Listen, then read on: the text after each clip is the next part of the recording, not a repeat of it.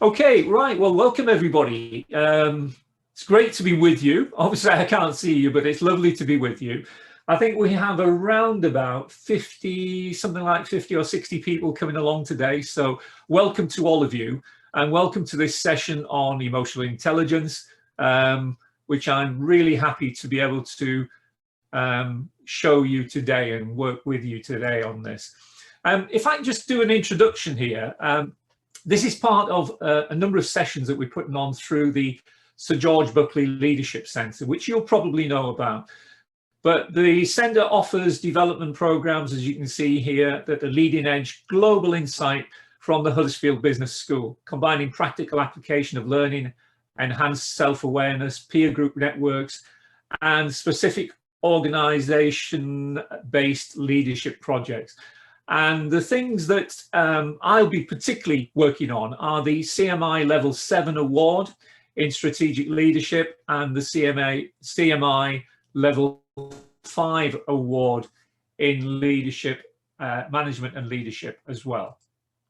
So just briefly about myself, very briefly, I'm one of the, a member of the facilitation team for the CMI Level 5 and several programs through the Sir George Buckley Leadership Centre at the University of Huddersfield. I've been I'm a trainer in leadership and management and coaching and mentoring, and I've worked in around about 25 countries, quite diverse, from Colombia to Senegal to Australia, even over to Afghanistan on a couple of occasions, working with leaders over there.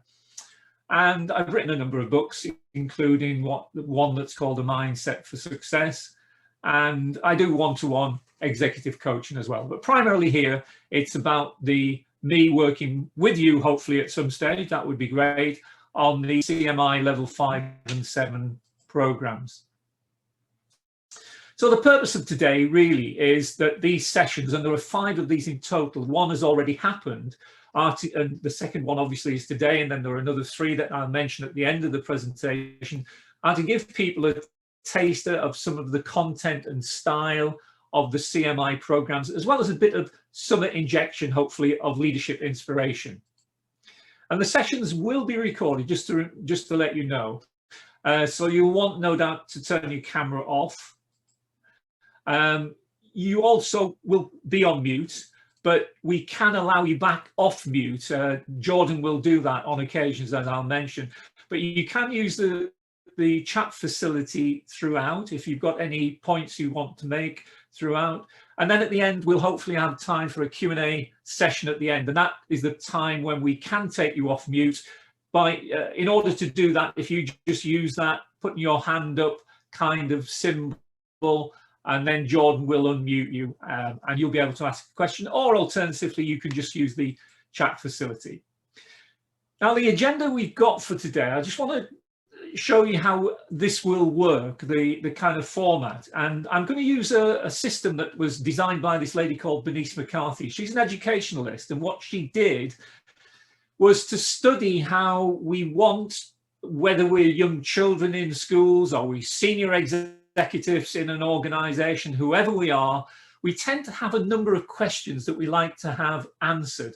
And these go like this. So the first question we have that we want to be answered is why. So I'll be going through with you a few suggestions of why emotional intelligence, which of course is what we're looking at today, why this is important for us as leaders, because obviously this is designed and linked directly with the whole concept and business of being a leader. So why is it important for leaders? So we'll look at some of the reasons why emotional intelligence is important.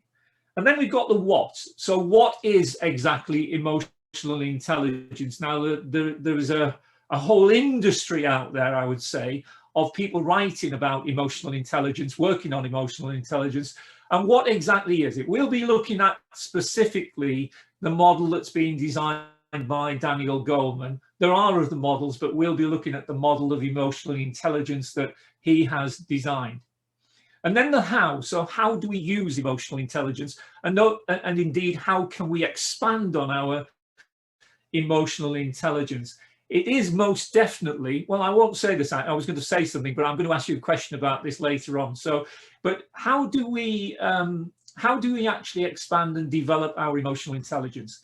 And then the what if is kind of, what could you do yourself to move forward with emotional intelligence? So the little session that we got together now, which will be about another 30 minutes, something like that, before the questions and answer session, we'll go through these particular things here.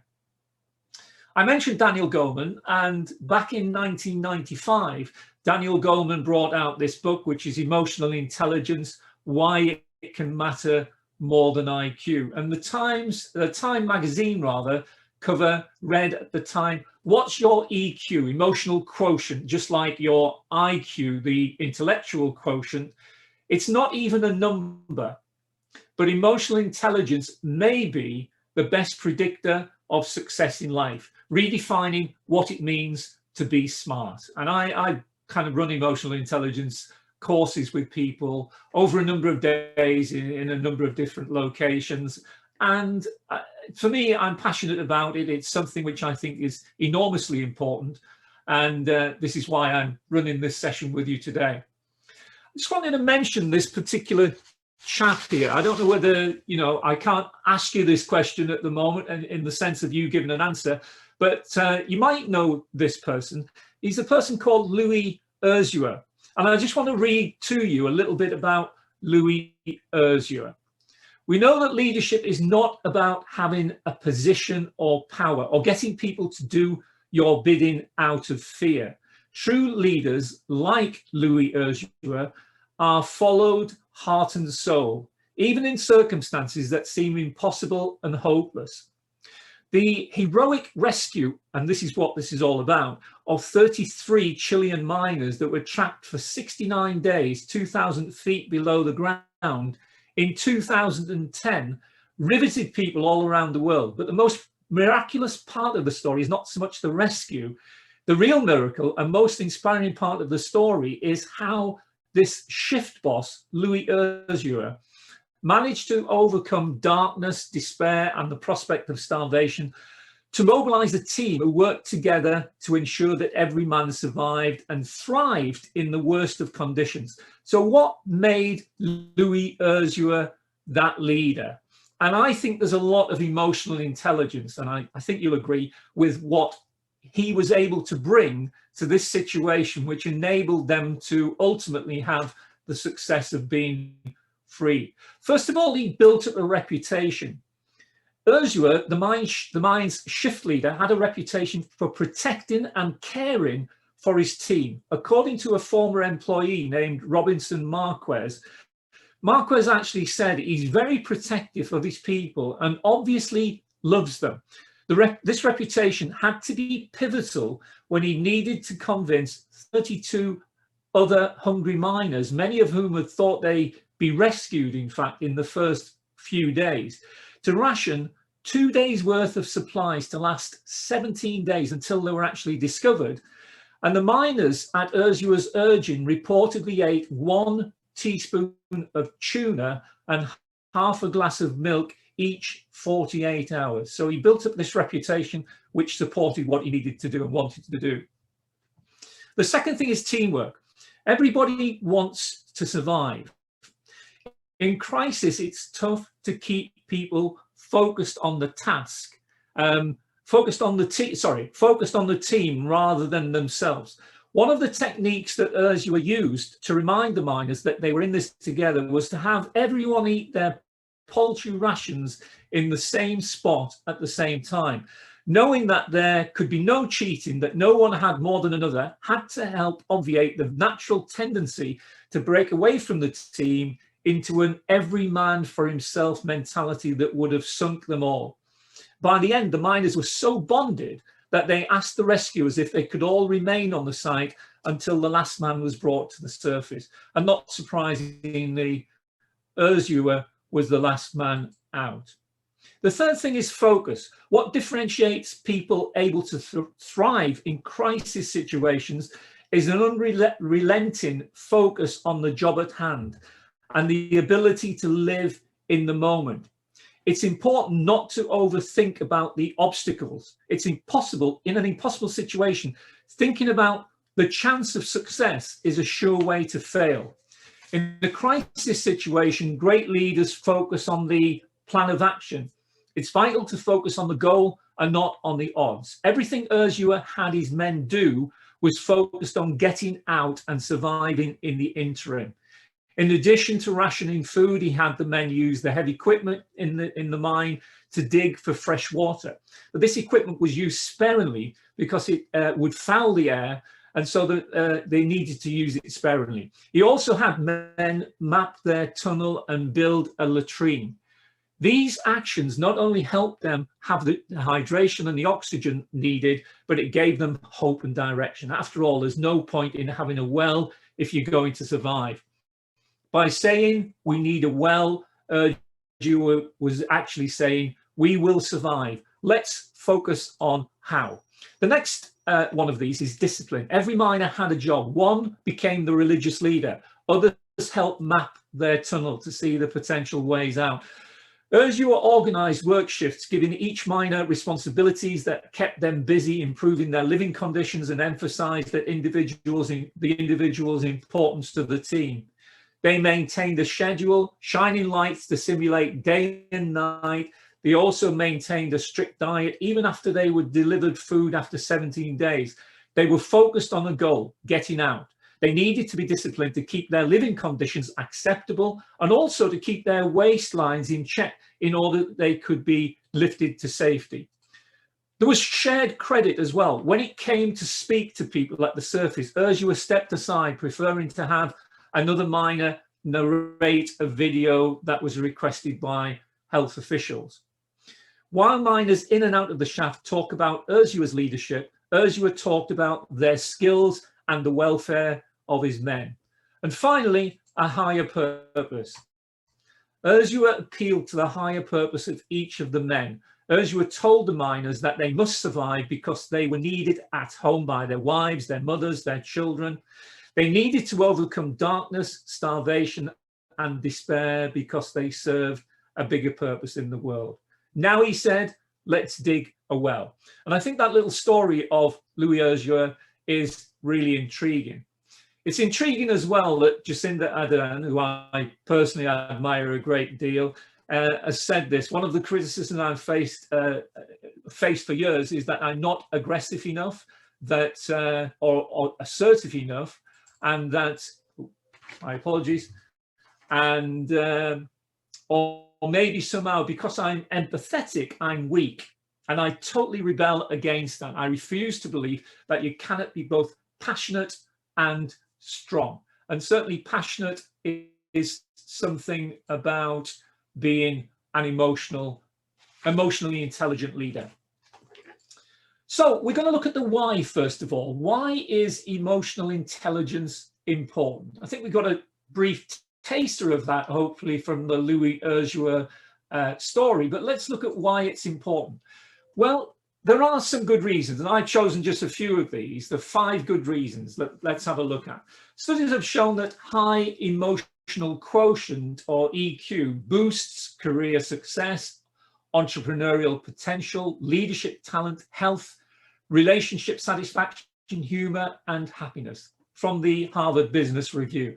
It's also the best antidote to work stress, and it matters in every job, because all jobs involve dealing with people, and people with higher EQ are more rewarding to deal with.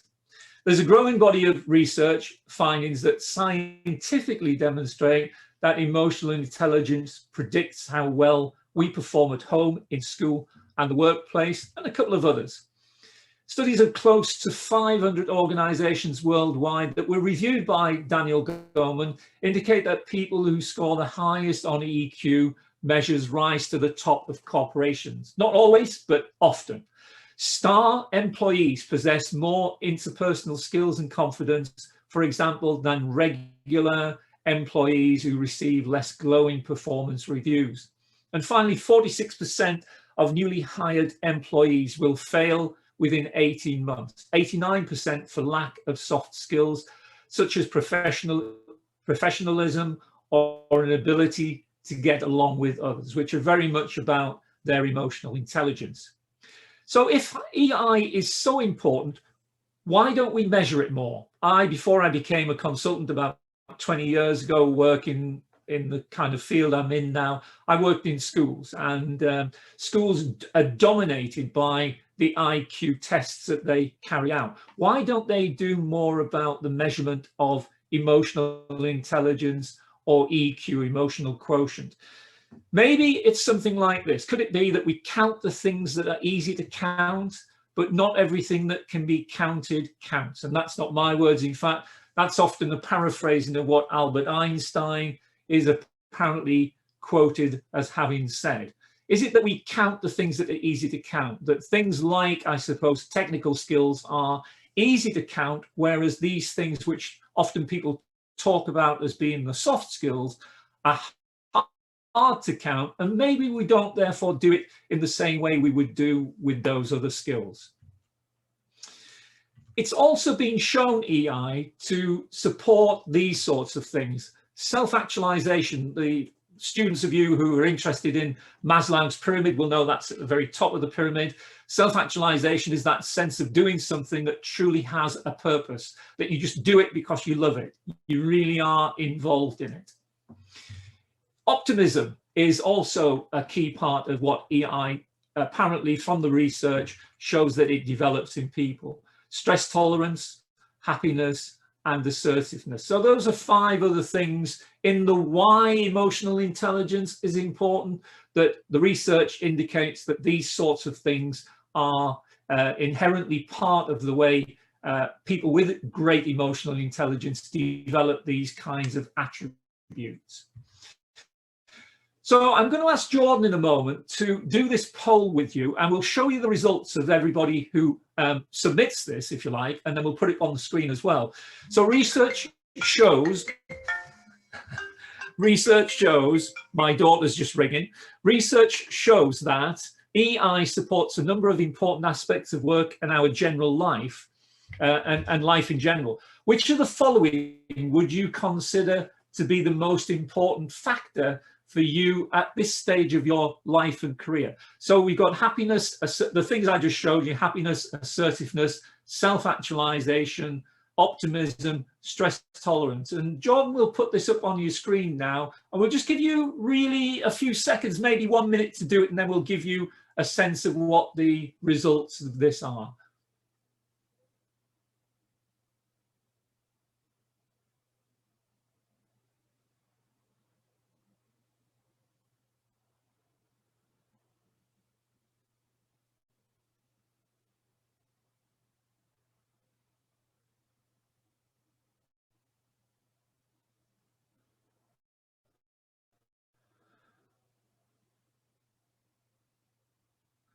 Okay, just a few more seconds for you to press one of these buttons, and then we'll see what the survey results actually are. If you're like me, I'm going to be interested in seeing what this is. Okay, so we'll stop the survey in a few seconds. All right, we'll stop now, and then we can show you the results. So as you can quite clearly see, the top one is happiness, 54%. Assertiveness got 8%, self-actualization, very interestingly, 12%, optimism 8%, and stress tolerance 19%. I know I do a lot of one-to-one coaching with people, and I know that, you know, particularly with the COVID-19 situation, a lot of people are finding the additional burden of that is creating a lot of stress. So it's not too surprising, I guess, that, you know, stress tolerance comes out as 19. But happiness, interestingly, is the thing that perhaps people are saying they want most. I'll just knock that off, Jordan. I think I'll do it from here, I believe. So I'll just knock that off. Okay, so interesting just as a starting point then with that. So research also indicates, now this is a bit of a rule of thumb really, that an individual's success depends 20% on their IQ, their intellectual quotient, and the other 80% perhaps depends upon their EQ or emotional quotient as well.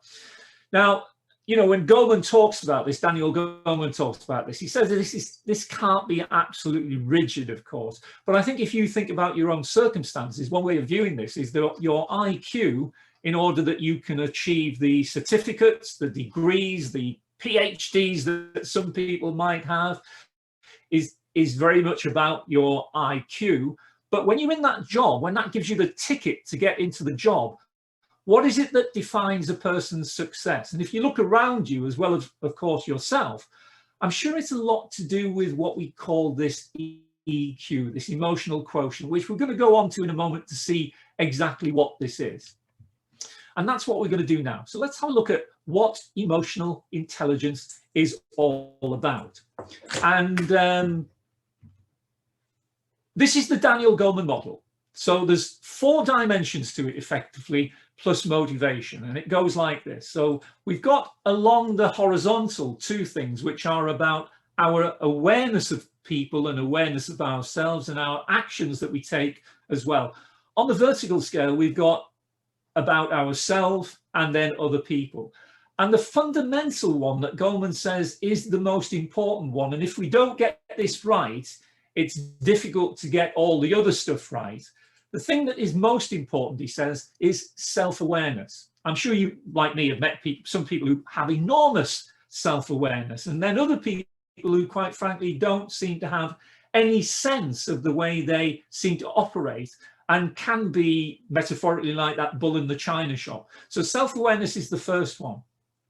Social awareness links into that. So once we have awareness about ourselves, it links in with our social awareness, our empathy, if you like, with other people. And then going on the downward ones here, we've got self-management. So being self-aware is critically important, the most important thing, but being able to self-manage, we must be able to do that as well. Otherwise, it wouldn't work. And then finally, it's our social skills about being able to manage other people. Some people think all of this is soft stuff, and you often hear people talk about this as being the soft skills. In fact, they're the hard things to get right, I would say. The technical skills in many ways are the easier things to get right. These things are the difficult things. And then overlaying all of that is a kind of motivation. It's our level of motivation to continually develop, work on these things, because we can. We really, really can. When I would run a long course in this, or a long program in this, we'd go into the detail of what those 4 separate segments involve. We're not going to do that now. I just wanted to show you this to see how it's split up. Self-awareness actually is more or less on its own. It's about our emotional self-awareness. What might be interesting is looking over to the relationship management.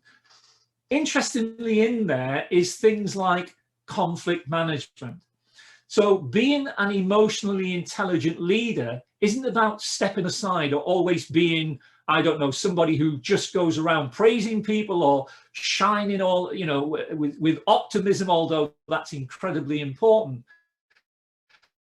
But there are some hard things that people have got to get to do as a leader. And conflict management, of course, is one of those. So those are the 12 competencies that make up the what of emotional intelligence in terms of Daniel Goleman's model. Let's do another poll for a moment, if we can then. And looking at these 4 dimensions, the emotional intelligence in terms of self-awareness, as I mentioned, is the most important thing, if you like. We've got to have that self-awareness.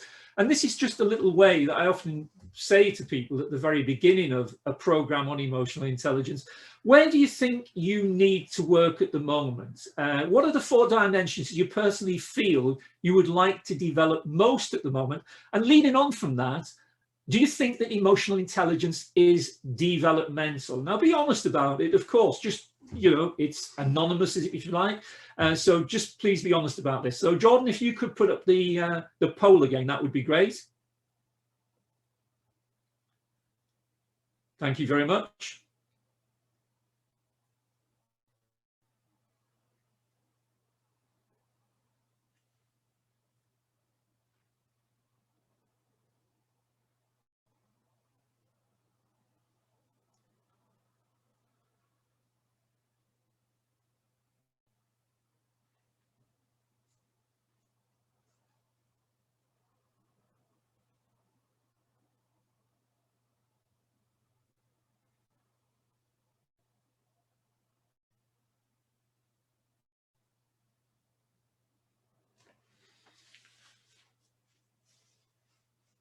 Okay, I think we'll stop it shortly. We'll have another 5-10 seconds maybe. So just another 10 seconds from now. Then we'll have had 1 minute to look at this. So if you haven't yet voted in the poll, please do if you can. Okay, Jordan, if we could see the results of that then. So yeah, I mean, what can we say with this? I mean, first of all, amazing actually that everybody feels that emotional intelligence is developmental, and that isn't always the case with people I've worked with. You know, people sometimes have very, very strong views that emotional intelligence is kind of what you're built with. You've got it inside of you, and that's just the way it is. I'm very interested in the whole business of the growth mindset, and part of the research shows very, very powerfully that emotional intelligence is something which is 100% developmental, if we want to do it, of course. And interestingly, there's self-management, and came out with a top one here to perhaps be something to develop with relationship management. Well, it's hard to obviously pull that apart at the moment, but maybe just interesting to see what people are commenting on. So let's move on now, if we can, to the next little bit of this. And we'll look at the how. So how do we develop emotional intelligence? How can we use emotional intelligence? Now, in the short time we've got, obviously, just going to have to do a kind of whistle-stop thing about this, as with the other things. But how do we develop it? Well, associated with the whole business of emotional intelligence, Goldman actually, through his research, said that he identified 6 stars of leadership that you could attach to emotional intelligence in terms of leadership. And these are as follows. So being directive, being coercive, telling people what to do and have to do. And sometimes as leaders, we need to do that, but also having a visionary kind of style of leadership. We're looking to the future and supporting the other people to come along with us towards that vision. Being democratic, asking other people what their views are. Affiliative is less known, but what that just means is getting to know people, getting to try to understand them beyond their job description, really trying to get to understand them. And a leader who tries to do that with people can be highly effective, as with all of these. Pace setting or leading by example, and then coaching. Now, all of those are ways that in terms of how we can all try to use a mixture of those. Again, what Goldman says is the research indicates very clearly that the best leaders use a whole spectrum of these things, different things at different times. And 2 that make long-term substantial difference are, not surprisingly, the visionary style of leadership and also coaching, developing people, bringing out the potential within them. But these are things that, in terms of how of emotional intelligence, how can we develop it? It's an ongoing process. It's not something that, no matter how long anybody was on a course, it's something that's a daily process of reflecting, of thinking about what we do. And of course, as a reflective leadership practitioner, continually thinking how we get better. But we can focus at the same time on some of these leadership styles and see if we can integrate those, if we're not using them an awful lot at the moment, in with what we do. So the final poll for today, the third poll, is which of those 6 leadership styles do you feel that you use most at the moment? And which of the 6 leadership styles would you like to develop and use more? It'd be interesting just to see what our thoughts are about that. I've done this with thousands of people. Well, yeah, it is thousands of people, to try to find out, you know, what people feel they personally feel that they would like to develop most. So Jordan, if we could put up this next and third and final poll, that would be great. So there's 2 questions.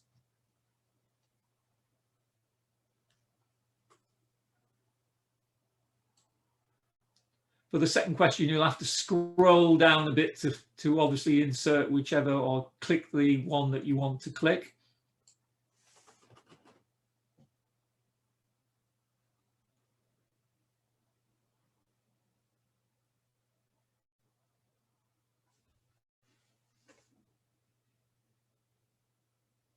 Thank you for doing this as well. I think it's helpful for us all as we thinking about this to just see what comes out here in terms of these things.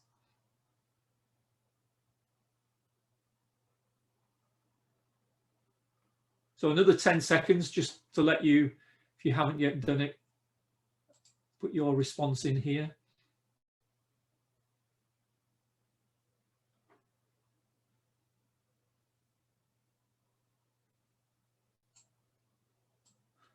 Okay, so there we go. There's the results. Well, democratic comes out as the top, the one that people feel they need to develop most at the moment, which, yeah, maybe is a little bit of a surprise to me, but it's interesting nevertheless. Coaching, 27%, which is very interesting as well. You might want to just be aware of one or two things with these. I mean, they can all, most of them can have a downside as well. For example, pace setting. 8%. If we over pace set, it can actually act as a demotivator, because some people might think, oh, I can't keep up with that pace, I can't do that the way you're doing it or I'm doing it. So they can in fact be demotivated at times through that. So we need to be a little bit careful. Coaching is the one that's least used from the research. So although coaching has become something which is talked about a lot, there's less doing than talking, in fact.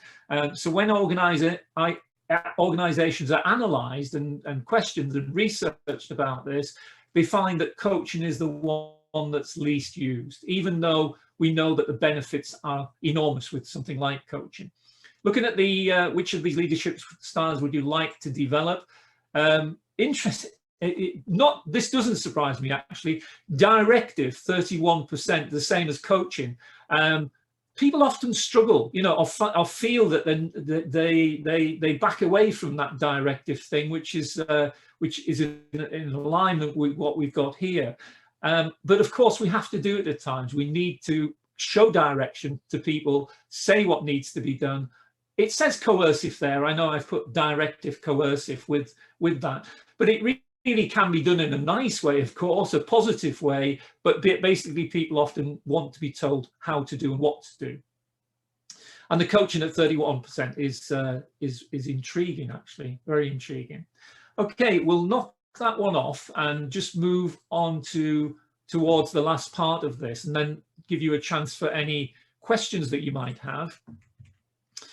In terms of the how, another takeaway, I think, is a great way of being an emotionally intelligent leader is to have that ability and refine and develop the ability to listen. Now, I love this symbol. This is the Chinese or character. It's the character or symbol that the Chinese use for listening. Now, it goes like this. This is the ear. So it says, I listen with my ears. There's 5 bits here.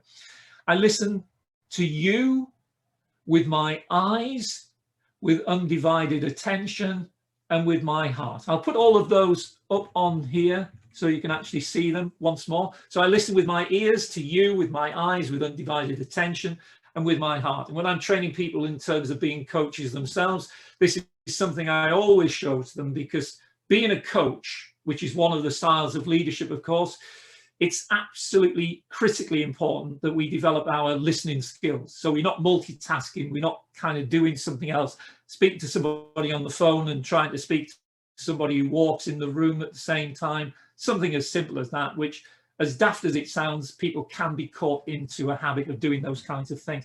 So listening is something in terms of how we can develop our emotional intelligence, which I think is very important.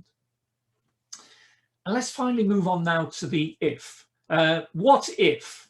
Well, here's a challenge. If you could just read this. Now, just when these letters come up,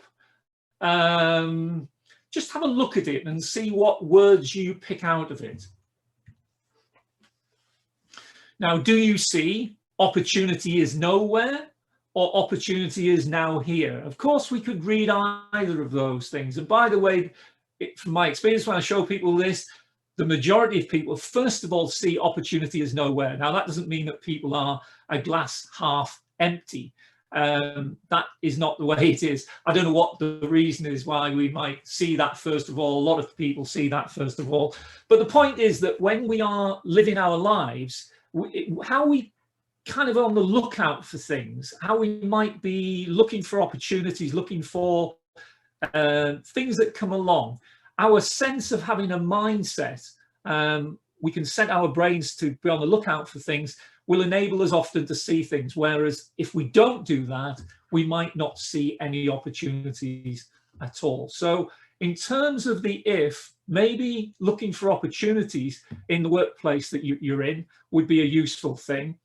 I just wanted to kind of also mention here that the largest piece of that S has gone forward onto the next line, but the top characteristics of an admired leader.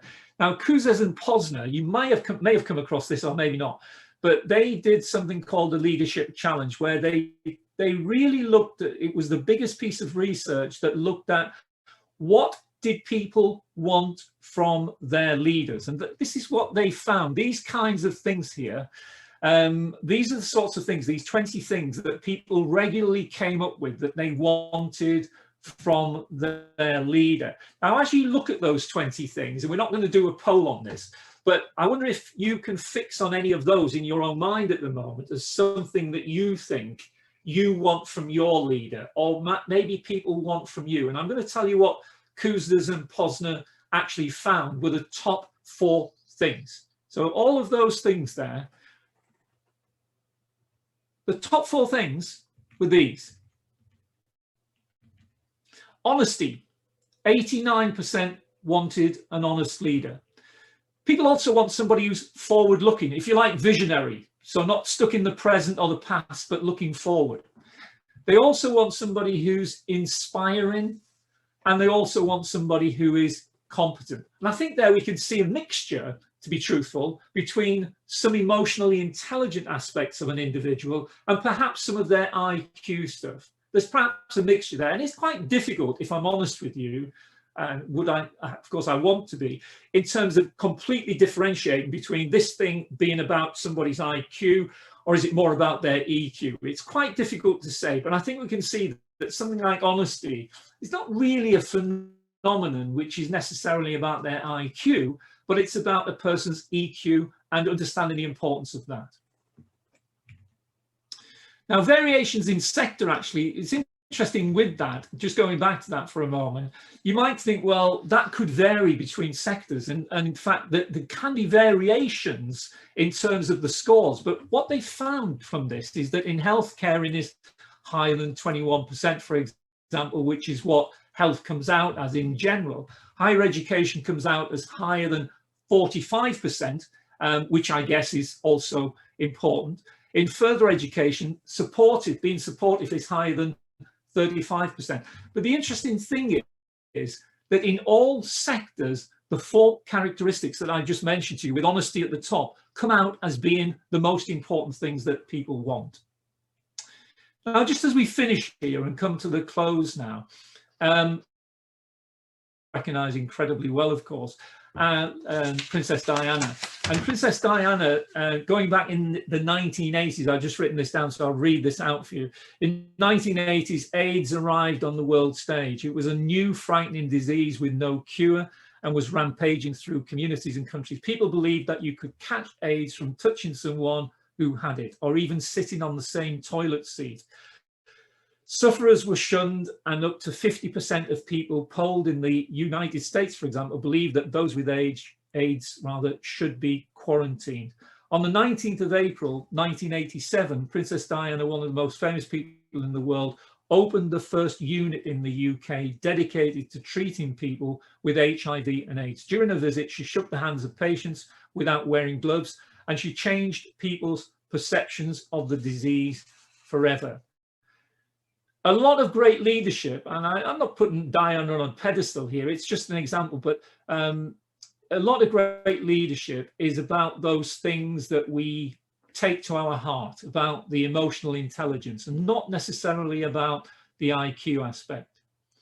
So the agenda for today was to look at these 4 aspects, which I've been through with you, and I hope you've got 1 or 2 things that help you to understand why emotional intelligence is important, what exactly it is, how you might be able to develop it a bit. And the if, I think, also is about what you might want to do from here.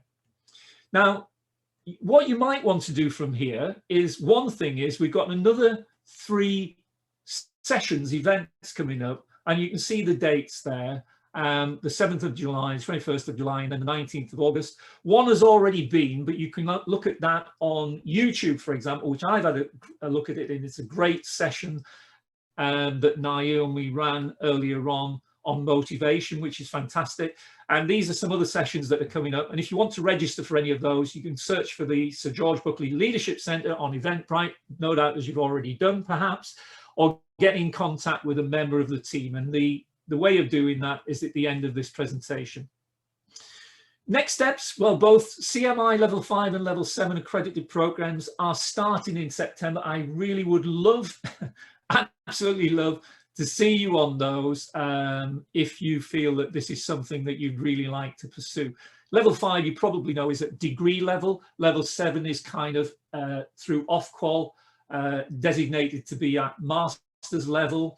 Alternatively, you can book a one-to-one leadership diagnostic with Sue Alderson from the Sir George Buckley Leadership Centre. She's the program director. And to get in contact, you can use the contacts on the last slide. And one just final thing then is that some great news is we've got 40% of the courses have got some funding attached to them. So if you're interested in doing this and you want to look to see about this 40% funding that people can get, just contact the Leadership Centre once more, and they will be able to provide you with all the details that you require. So that's it. That's my session for today. I've enjoyed it. I woke up early this morning thinking about other things I might include in here, and there are 1 or 2 things I've included, including the Princess Diana thing, actually, and Louis Urzua that I wasn't intending to put in, but I did earlier on this morning, put them into the presentation. And I love being here with you.